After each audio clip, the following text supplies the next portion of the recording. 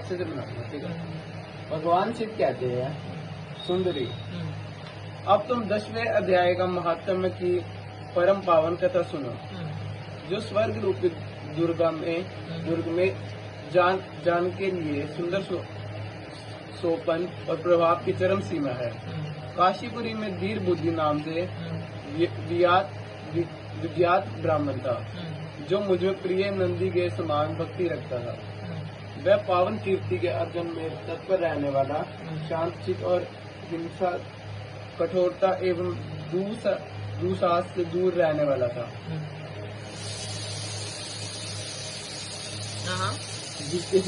जितेंद्रिय होने के कारण वह निवृत्त मार्ग ही स्थित रहता था। उसने वेद रूपी समुद्र का पार पा लिया था। वह संपूर्ण शास्त्रों के तत्पार ज्ञाता था। इसे चित्त सदा मेरे ध्यान में संलग्न रहता था। संलग्न हिंदी अभी धीरे धीरे अच्छी तरह से आ जाएगी, इम्प्रूव हो जाएगी। वह मन को अनंत आत्मा में लगाकर सदा आत्म भाव का साक्षात किया करता था। साक्षात्कार किया करता था। अतः जब वह चलने लगता, तब मैं परमवश उसके पीछे दौड़ कर उसका हाथ का सहारा देता रहता था। भगवान इस प्रकार बोला, किसने आपके दर्शन किया होगा? इस महात्मा से कौन सा तप और मतलब जब किया है कि स्वयं आप ही पद पर उसके हाथ का सहारा देते चलते हैं। या देख आओ बैठो बैठ का टाइम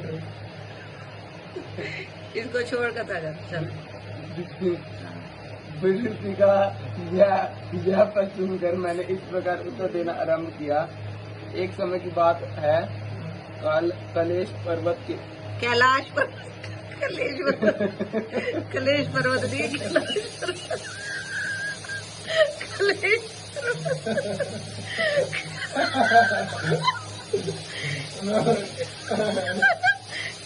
पर्वत है भैया, वो कलेश पर्वत बता दिया। अरे भाई आजकल के कलयुगी लोग तो कलेश पर्वत ही बनाएंगे, कैलाश पर्वत को। ये भी बात ठीक है। चल आगे बोल।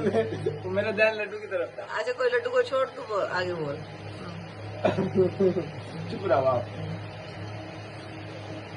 कैलाश पर्वत में पर्वत के भ्रूणक बन के भीतर चंद्रमा की अमृतमय किरणों से धुली हुई भूमि के एक वेदिका आश्रय लेकर ही बैठा हुआ था। मेरे बैठने के क्षण भर बाद ही सहसा बड़े जोर की आंधी उठी। वहाँ के वृक्षों की शाखाएं नीचे ऊपर आपस में टकराने लगी, किंतु टहने टूटकर बिखर गई। पर्वत की अविचल छाया भी हिलने लगी। उसके बाद वह महान भयंकर शब्द हुआ, जिससे पर्वती की कंदराएं प्रतिध्वनित हो उठी। तदनंतर आकाश से कोई विशाल पक्षी उतरा, जिसके कांति काले मेघ से समाप्त थी। काजल की राशि अंधकार के समूह अथवा पंख कटे हुए काले पर्वत पर जाना पड़ता था। पैरों से पृथ्वी का सहारा लेकर उस पक्षी ने मुझे प्रणाम किया और एक सुंदर नवीन कमल मेरे चरणों में रखकर स्वस्थ वाणी में स्तुति करने की आरंभ की। पक्षी बोला, देव आपकी जय हो। आप चिदानंदमय सुध के सागर तथा जगत के पालक है, तथा सदैव मना से युक्त एवं अनंत शक्ति की लहरों से उच्छलित है। आपके वैभव का कोई अंत नहीं है। आपकी जय हो। अत्यंत वासन में परिपूर्ण बुद्धि के द्वारा आपके त्रिविधि मूल से रहित है। आप जितेंद्रिय भक्तों के अधीन रहते हैं तथा जन्म में आपके स्वरूप का साक्षात्कार होता है। आप अविद्या में उपाधि से रहित, नित्य मुक्त, निरंकार, निरामय, असीम, अहंकार शून्य, अभिमान रहित, निर्गुण है। आपके चरण कमल शरणागत भक्तों की रक्षा करने में प्रवीण है।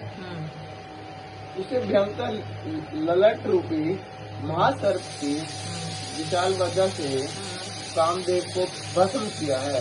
आपकी जय हो।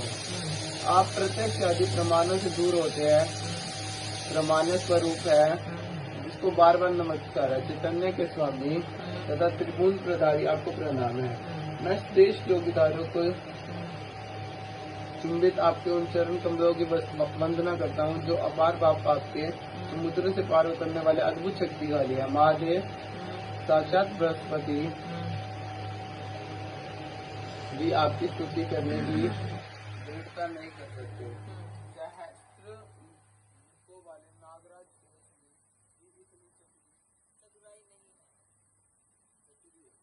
चतुराई ही होता है भाई। चातुरी। अच्छा अच्छा चलो चातुरी। हाँ चातुरी बोल चलो। हाँ, कि वह आप दोनों का वर्णन कर सके। फिर मेरे जैसे छोटे बुद्धि वाले पक्षी की तो विसात ही क्या। उस पक्षी के द्वारा किए गए स्तोत्र को सुनकर मैंने उसने पूछा, तुम कौन हो और कहाँ से आए हो? तुम्हारी आकृति तो हंस जैसी है, मगर रंग कोयता मिला है। तुम इस प्रयोजन लेकर यहाँ आए हो।